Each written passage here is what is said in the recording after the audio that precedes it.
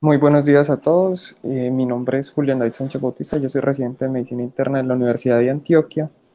El tema de hoy es nefropatía por contraste y el docente a cargo es el Nieto, médico especialista, internista, nefrólogo, magíster en telesalud, profesor del Departamento de Medicina Interna en la Universidad de Antioquia y pertenece al grupo de nefrología, trasplante renal y crítico del Hospital Pablo Tobón Uribe. Entonces, para empezar, tenemos que empezar diciendo que la lesión renal aguda inducida por contraste es una causa muy frecuente en hospitalizados. Es un problema de salud pública y se dice que es un problema de salud pública por la alta frecuencia del daño en general a los pacientes y los costos públicos asociados a esta.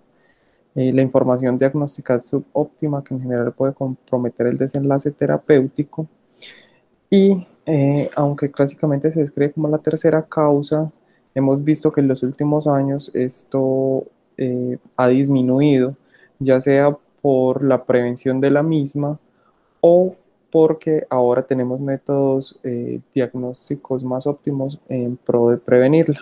El primer reporte es de hace 50 años y desde ese momento es que venimos recogiendo la información de esto. En cuanto a la lesión renal aguda inducida por contraste, hay que hacer un balance entre el beneficio de obtener una buena imagen, un buen procedimiento versus la necesidad para minimizar el riesgo de la lesión renal aguda. Entonces hay que conocer que la creatinina es un marcador poco sensible, hasta el 20% de las lesiones renales detectadas con otros marcadores no se detectan con la creatinina y podemos hablar de una lesión renal aguda subclínica. Hay diferentes umbrales para el diagnóstico y pues esto va a depender de su definición. Puede ser que sea mayor, elevación mayor a 0,5 miligramos por decilitro de la creatinina, otros la tienen como mayor a 1, mayor del 25% o mayor del 50%. Y se dice que la lesión renal aguda posterior a medio contraste causa un aumento en la mortalidad y se dice que es un OR de 5,5. Esto se concluyó en un estudio, pero hay que tener en cuenta que este estudio es un estudio del 96, donde se usaban volúmenes de contraste más altos y eran diferentes tipos medios de contraste a los que tenemos ahorita. Entonces probablemente este dato haya cambiado en el tiempo. En cuanto a la epidemiología, esto puede ocurrir en pacientes con función renal normal hasta en el 2%, en los hospitalizados y centros de alta complejidad puede ocurrir hasta en el 11%, y las poblaciones de riesgo pueden presentarlo hasta un 25%. Y estas poblaciones de riesgo son sobre todo pacientes con enfermedad renal crónica, diabéticos, pacientes con antecedentes de falla cardíaca, ancianos o que sean usuarios de otros nefrotóxicos. Y la incidencia va a variar según la definición. Entonces, si decimos que ese aumento de la creatina más de 0,5 con respecto a la basal es del 3,3%, y si ese aumento de un 25% de la creatinina, la incidencia puede llegar hasta un 10%. Entonces, ¿cómo es la definición? Entonces, se define como una forma de lesión renal aguda generalmente reversible que se presenta en las primeras 72 horas luego de la administración de contraste. Y la Sociedad Europea de Radiología, entonces la define como un aumento de la creatinina sérica mayor a 0,5 o mayor al 25% en comparación al valor basal, con una relación temporal de 24 a 72 horas, con un pico que se espera a los 3 a 5 días y que retorna a valores basales entre 1 a 3 semanas. Y es muy importante que se tienen que excluir otras explicaciones de la alteración de esta función renal. Eh, es importante conocer que cambios pequeños en la creatina pueden afectar desenlaces y el patrón temporal de los aumentos de la creatinina dificulta el diagnóstico de la lesión renal aguda, porque por lo general la creatinina es un marcador más tardío. Existe el uso de otros biomarcadores para esto, pero debe tenerse un umbral bajo de sospecha en estos pacientes. Entonces tenemos otras moléculas que podemos usar y estas moléculas lo que nos van a indicar es daño, más que señales tempranas en la fisiopatología de la enfermedad. No existe un punto de corte específico, por ejemplo, con la cistatina C o la creatinina, y estas se van a aumentar es en respuesta a una disminución de la tasa de filtración glomerular. Mientras que, por ejemplo, el KIM-1 ella indica daño proximal tubular. El NGAL es indicativo de daño de la nefrona distal y hay que reconocer que se expresa en el asa de Henle ascendente gruesa, en el túbulo distal y en el túbulo colector. Entonces, como ya lo he dicho, indican ya la presencia de daño más que fases tempranas de la fisiopatología y no tenemos puntos de cortes específicos en esta entidad. Y lo que vemos en la gráfica es la cinética de los diferentes marcadores. Vemos cómo la creatinina suele ser un marcador más tardío y cómo todas estas se relacionan con la tasa de filtración glomerular. El acta colombiana para el uso del Enegal, con recomendaciones 1, 6, 12 respectivamente, eh, recomienda el uso en pacientes pediátricos a medios de contraste y en pacientes adultos expuestos a medio de contraste que sean llevados a coronariografía o angioplastia. Entonces quiero empezar con un caso clínico. Es una mujer de 72 años, natural y procedente de Medellín, es vendedora ambulante. Su motivo de consulta es dolor torácico. En la enfermedad actual, ella refiere 4 horas de dolor torácico opresivo precordial de intensidad 8/10 asociado a diaforesis. Le realizan un electrocardiograma con inversión de ondas T en B1 y B3. De antecedentes, ella es hipertensa, EPOC, diabetes mellitus tipo 2, falla cardíaca. Ambulatoriamente está con losartán, bromoripatropio más beclometasona, metformina, carvedilol y furosemida. Eh, es tabaquista activa con un índice tabáquico 20 paquetes año y tiene un antecedente de desapenectomía. A la revisión por sistema refiere crónicamente angina con el ejercicio. Se le realizan los laboratorios que muestra 18.000 glóbulos blancos, 14.700 neutrófilos, 1.300 linfocitos, hemoglobina de 10.5, 190.000 plaquetas.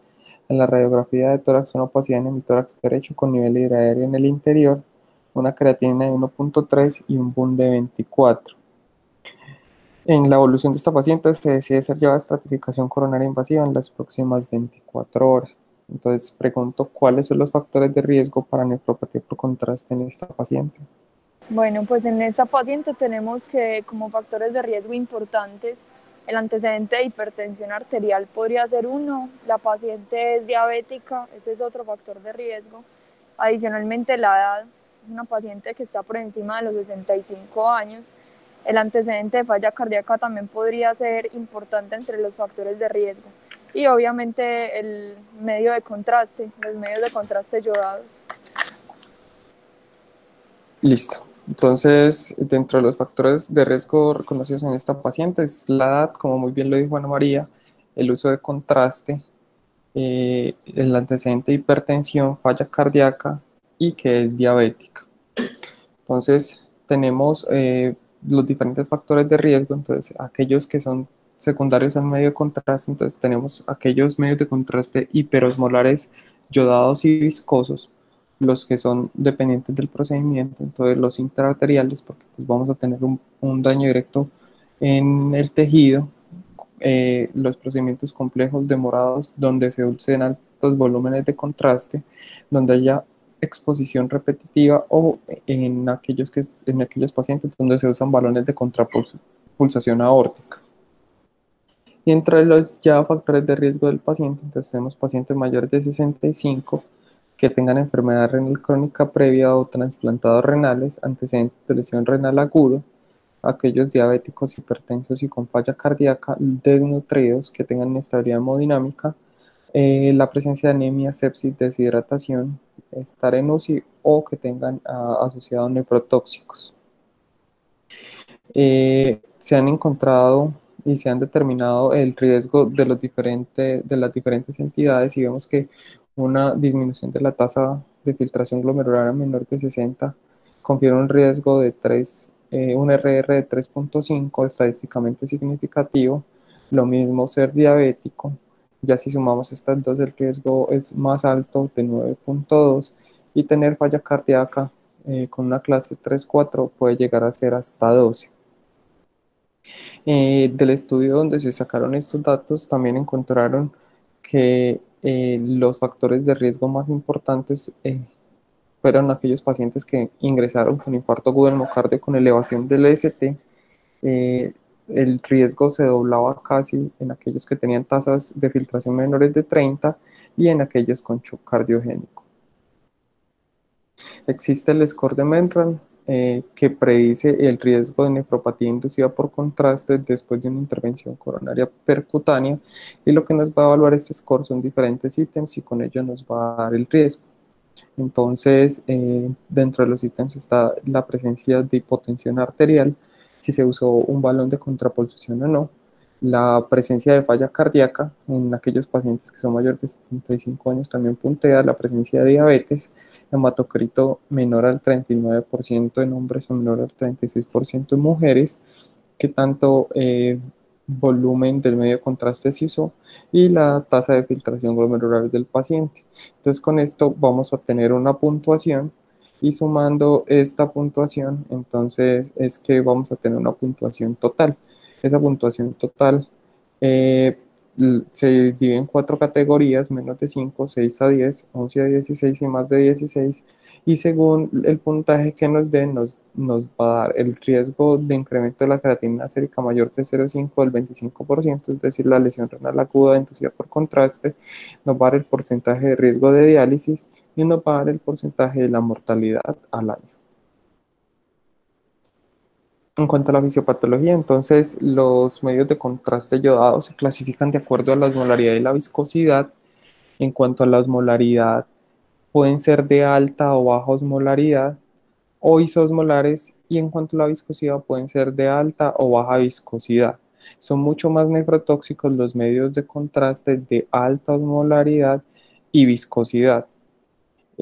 Pues como sabemos, los medios de contraste son ampliamente usados en medicina para procedimientos diagnósticos como tomografías, coronariografías y demás, y para múltiples intervenciones como angioplasias o los balones de contrapulsación aórtica. Estos se pueden administrar por vía intravenosa o intraarterial, siendo la arterial la más tóxica para el riñón. Y es importante conocer que la máxima dosis a utilizar de forma segura se calcula multiplicando el peso del paciente por 5 y dividiéndolo en la creatinina sérica.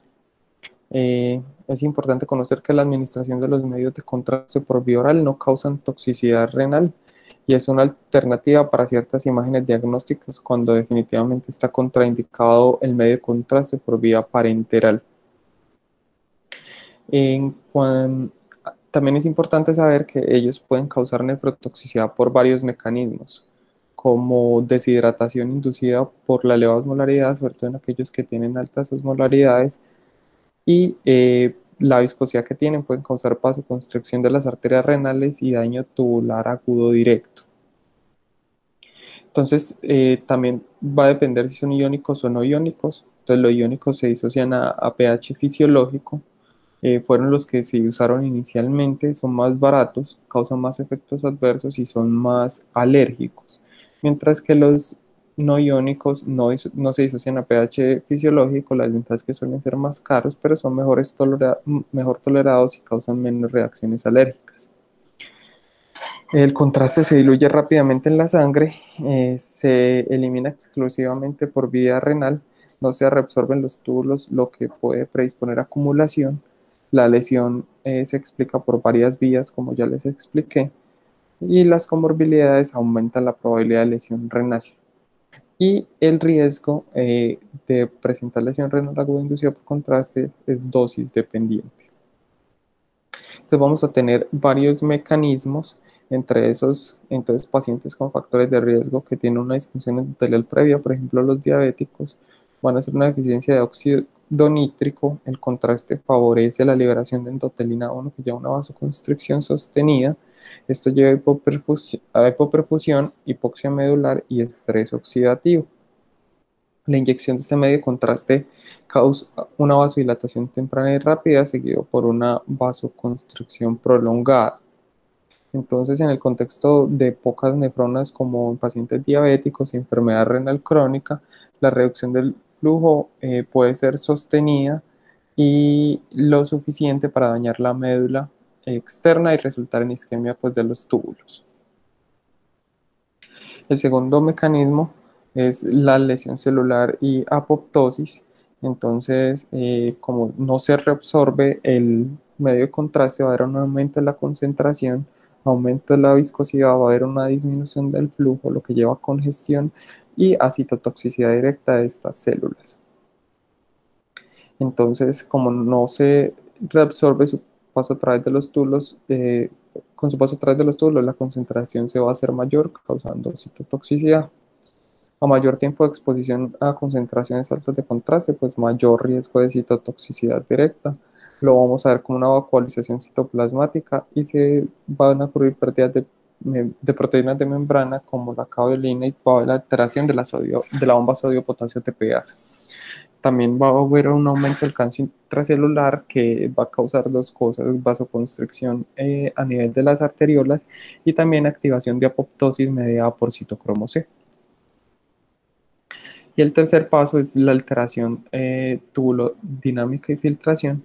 Entonces lo que ocurre es que la alta concentración en las células circundantes, como ya dije, causa una toxicidad directa, va a haber una pérdida del borde en cepillo, hay salida del material al espacio urinario, eh, esto causa una estasis del contraste en la orina, va a haber mayor movimiento del contraste del espacio tubulointersticial y la imposibilidad de aclarar este medio de contraste. En pacientes diabéticos se han demostrado en nefrogramas con contraste hasta inclusive 8 días después de la aplicación de este. Y acá tenemos un resumen de la fisiopatología y los diferentes mecanismos con los que podríamos impactar fisiopatológicamente para la prevención de la misma. Entonces, en los vasos preglomerulares vemos los efectos tóxicos que va a llevar al daño endotelial, estrés oxidativo y la deficiencia de óxido nítrico, como ya se los había mostrado. Esto lleva a vasoconstricción, una disminución del flujo sanguíneo y una disminución de la tasa de filtración glomerular. Eh, ya en la base recta descendente, nuevamente los mismos efectos y ya acá se suma el aumento en la viscosidad urinaria, lo que lleva al aumento de la resistencia, lo que va a disminuir el flujo sanguíneo e hipoxia. Y acá podríamos impactar reduciendo el estrés oxidativo con las infusiones de bicarbonato, las infusiones de acetilcisteína y la administración de vitamina C. Y ya en los túbulos, entonces tenemos los diferentes efectos tóxicos como el daño celular y la apoptosis por daño directo, la edematización, el estrés oxidativo y el aumento de sustancias vasoconstrictoras. Y en cuanto al aumento en la viscosidad urinaria, entonces aumenta la presión del parénquima, la resistencia tubular y la presión tubular. Entonces esto nos lleva a compresión de los vasos, a la disminución del flujo e hipoxia nuevamente, y ya cuando hay retención del medio de contraste, una disminución de la tasa de filtración glomerular. El diagnóstico entonces es una lesión renal aguda no oligúrica. Se va a manifestar como un ascenso de la creatinina.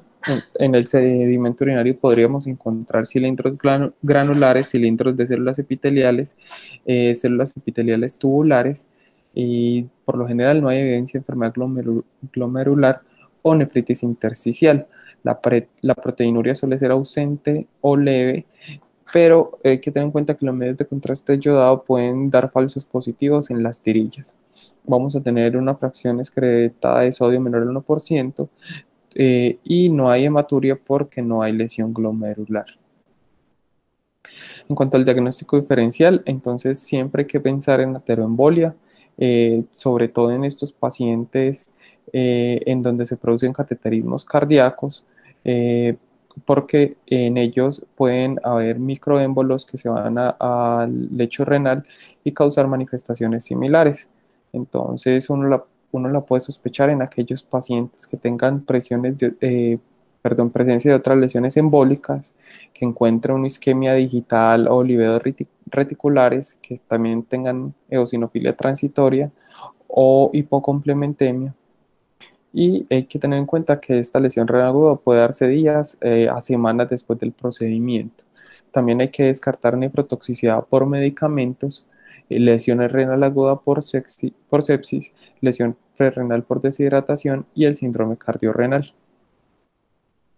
En cuanto al pronóstico, estos pacientes tienen mayor mortalidad intrahospitalaria. En aquellos que no van a diálisis puede ser tan alta como el 7,1%, en aquellos que van a diálisis hasta el 35,7%, suelen tener estancias más prolongadas. Hay que tener cuidado con aquellos con factores de riesgo cardiovascular porque van a tener mayor tasa de complicaciones y mayor riesgo de enfermedad renal crónica. Y en esta gráfica lo que vemos es el porcentaje de lesión renal aguda secundaria a medios de contraste según la tasa de filtración glomerular. Y vemos que entre menor tasa de filtración, pues mayor es el riesgo. También podemos tener complicaciones directas secundarias a este tipo de lesión, y son la sobrecarga de volumen, la hipercalemia que va a requerir diálisis, enfermedad renal crónica terminal y en algunos pacientes puede llegar hasta la muerte. Y en los pacientes con ya nefropatía, pues aumenta el riesgo de reinfarto, sangrado y muerte. En cuanto al manejo, es importante saber que el mejor tratamiento es la prevención. Una vez instaurada esta, pues no hay un tratamiento efectivo, solo medidas de soporte. Siempre hay que hidratar a estos pacientes para tratar de mejorar el estado hemodinámico. Tenemos que suspender otros agentes nefrotóxicos e identificar tempranamente el paciente que va a requerir terapia de reemplazo renal.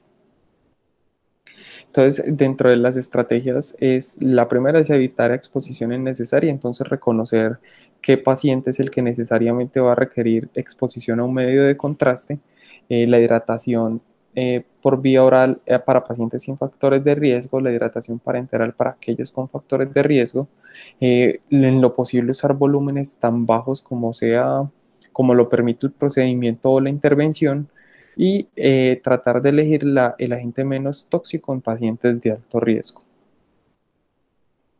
Entonces, los requisitos que tenemos que evaluar antes de exponer a un paciente a un medio de contraste, entonces lo primero es medir la creatinina sérica y calcular la tasa de filtración glomerular. Entonces, aquellos que tienen creatininas mayores o iguales a 1,2 o tasas menores de 60, está indicado la nefroprotección. Hay que identificar los factores de riesgo y si tiene uno de ellos, hay que hacer nefroprotección, así la creatinina o la tasa de filtración sean normales. Y hay que hacer seguimiento en los pacientes de alto riesgo posterior a la exposición. Entonces hay que medir volumen urinario y hacer medición de creatinina sérica a las 24, 48 y 72 horas. ¿Cuáles son los efectos benéficos de la hidratación? Entonces lo que nos va a hacer es una expansión del volumen extracelular, nos va a mejorar la perfusión renal porque aumenta la presión de la arteriola aferente, nos ayuda a diluir el medio de contraste y disminuye la vasoconstricción de las arteriolas intrarrenales. Además, favorece la producción de prostaglandinas. Entonces, les quiero mostrar en cuanto a la hidratación en estos pacientes el estudio de Mueller, que es un estudio que buscó encontrar la prevención de la nefropatía asociada con medio de contraste, y lo que hizo fue comparar la incidencia de nefrotoxicidad asociada a medio de contraste en pacientes con solución salina al 0,9 versus al 0,45. Fue un estudio prospectivo de asignación aleatoria controlado abierto. Era coronariografía electiva o de emergencia, ellos fueron los pacientes que se incluyeron, y se evaluaron otros desenlaces secundarios como complicaciones cardíacas o vasculares periféricos. Fueron en total 1.620 pacientes, 809 en el grupo de control y 811 en el de intervención, y lo que se encontró es que la nefropatía con solución salina al 0,9 era de 0,7% versus 2% al 0,45%. Y se vio que los subgrupos predefinidos de mayor beneficio al hacer un análisis estratificado fueron las mujeres, los pacientes diabéticos y en aquellos que se usaron más de 250 mililitros de medio de contraste. También está el estudio Poseidón, que incluyó 396 pacientes. Entonces incluían pacientes con tasas de filtración menores de 60 y algún factor de riesgo adicional. Y lo que hicieron fue que hicieron una medición de la presión diastólica al final de la diástole del ventrículo izquierdo e hicieron expansión de plasma guiándose por esta medición versus el cuidado usual. Entonces se vio que cuando se hacía la medición y se hacía expansión de plasma guiado por estas medidas, había una reducción de la nefropatía por contraste comparado con el cuidado usual. Y los ensayos demostraron que la elevación del gasto a mayor de 150 mililitros antes y después del procedimiento disminuía la incidencia de nefropatía inducida por contraste. Entonces, en cuanto a las estrategias de nefroprotección, tenemos la solución hidratante con salino al punto 9. El protocolo es 1 mililitro por kilo hora, 12 horas antes y 12 horas después. También hay otros autores que sugieren 6 horas antes y 6 horas después. Siguiendo con los demás, entonces también tenemos el bicarbonato de sodio. Entonces, sobre todo para aquellos pacientes que tienen contraindicación de infusión abundante de líquidos o que van a ser llevados a un procedimiento urgente. Los efectos de estos que van a hacer una expansión del volumen extracelular, van a mejorar la hemodinamia renal, disminuyen la producción de radicales libres secundarios al medio de contraste. Y acá tenemos el estudio de PROMEC, que lo que evaluó fue la prevención de la nefropatía inducida por contraste en pacientes con bicarbonato de sodio. Entonces, el comparador fue solución salina al 0.9%. Fue un estudio prospectivo de asignación aleatoria y el contraste que se usaron en estos pacientes era no iónico y Oexol. Entonces, los dos desenlaces que evaluaron fue el cambio en la creatinina sérica.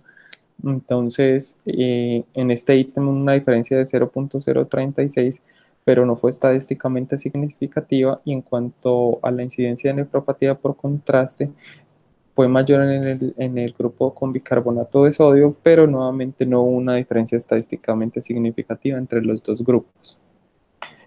Posteriormente, también salió este metaanálisis que comparó el bicarbonato de sodio versus la solución salina isotónica para la prevención de esta entidad, y lo que se encontró es que no hubo diferencias estadísticamente significativas entre los dos procedimientos. El bicarbonato no fue superior ni en la reducción de mortalidad ni en el requerimiento de terapia de reemplazo renal.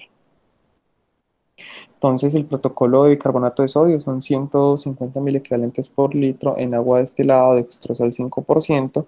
Se da una dosis inicial de 3 mililitros por kilo en una hora antes del procedimiento y se continúa a 1 mililitro por kilo 6 horas después. Otras estrategias que hasta la fecha que hay que reconocer que hasta la fecha no hay tratamiento farmacológico demostrado para prevenirlo o tratarlo, y hay pequeños ensayos clínicos a favor de la N-acetilcisteína, ácido ascórbico, aminofilina, la trimetacitidina y el fenoldopam. Faltan ensayos grandes pues, para demostrar sus beneficios.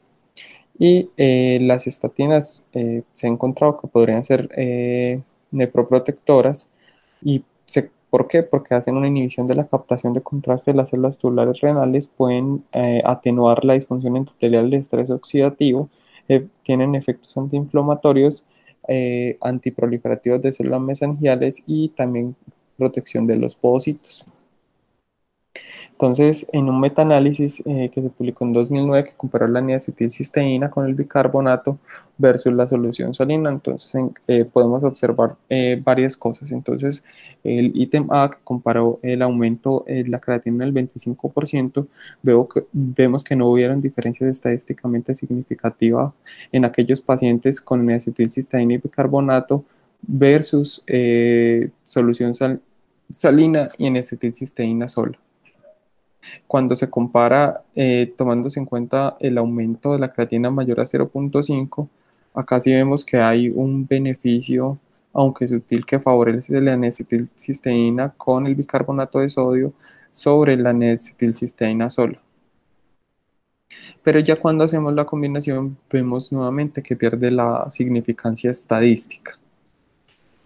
Y también en el mismo metaanálisis se hizo la comparación evaluando el desenlace de diálisis y Y pues nuevamente se compararon el acetilcisteína y bicarbonato de sodio versus solo en acetilcisteína y vemos que no hubo una diferencia estadísticamente significativa.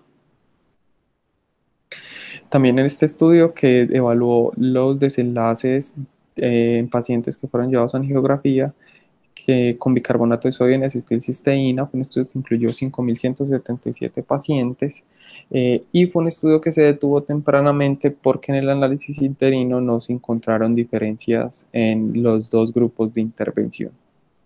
Entonces, saber que la acetilcisteína es una medida adyuvante, tiene un efecto antioxidante y vasodilatador, se podría usar por vía oral o vía endovenosa, y el protocolo sería 1.200 miligramos intravenosos por 4 dosis y se debe iniciar 12 horas antes de la exposición. Otras estrategias que pues hasta ahora no se recomiendan es el uso de diuréticos, inhibidores, los IECAs, las estatinas, la vitamina C, la teofilina, el fenoldopam y la dopamina. Esto es un estudio muy interesante que evaluó el precondicionamiento isquémico para la prevención de la nefropatía inducida por contraste. Esto fue un estudio que incluyó 100 pacientes que se aleatorizaron uno a uno. Aquellos pacientes eran pacientes mayores de 18 años con tasas de filtración menores de 60, creatinina mayor de 1.4. La intervención era precondicionamiento isquémico, entonces lo que hacían era que hacían 4 ciclos alternantes de 5 minutos de insuflación de la presión arterial sistólica más 50 milímetros de mercurio por encima y 5 minutos de desinsuflación. Y se realizaba menos de 45 minutos antes del procedimiento. Y la comparación era el placebo. Se encontraron, pues interesantemente, en el análisis univariado, un OR de 0.21 estadísticamente significativo y en el análisis multivariado, un OR de 0.12 con un número necesario a tratar de 4 pacientes. Entonces, el precondicionamiento isquémico, entonces, ¿cómo es el protocolo? Entonces, se insuflan 50 milímetros de mercurio por encima de la presión arterial sistólica y luego se desinsufla haciendo 4 ciclos de 5 minutos. Y cómo se teoriza que es el beneficio, es que la isquemia transitoria en el miembro superior induce la liberación de prostaglandinas vasodilatadoras, lo que nos podría ayudar a prevenir la nefropatía inducida por contraste. En cuanto a la hemofiltración y la hemodiálisis profiláctica, entonces hasta ahora no se recomienda como medida de prevención y no hay evidencia que soporte su uso. Tampoco se recomienda como medida de prevención de la sobrecarga de los pacientes dependientes de diálisis y en pacientes dependientes de diálisis el tiempo de la próxima sesión puede ser variable entre 24 a 32 horas versus 48 a 72. Entonces, como conclusiones, entonces nuestros pacientes es importante evaluar el riesgo de que lo presenten y como ya dijimos, el pilar es la prevención porque no tenemos tratamientos efectivos y hay medidas de soporte que podemos usar como la hidratación, mejorar el estado hemodinámico en estos pacientes, siempre suspender otros agentes nefrotóxicos, evitar exposición a nuevos medios de contraste yodados, ajustar la dosis de medicamentos e identificar tempranamente a aquellos pacientes que van a requerir terapias de reemplazo renal. Muchas gracias.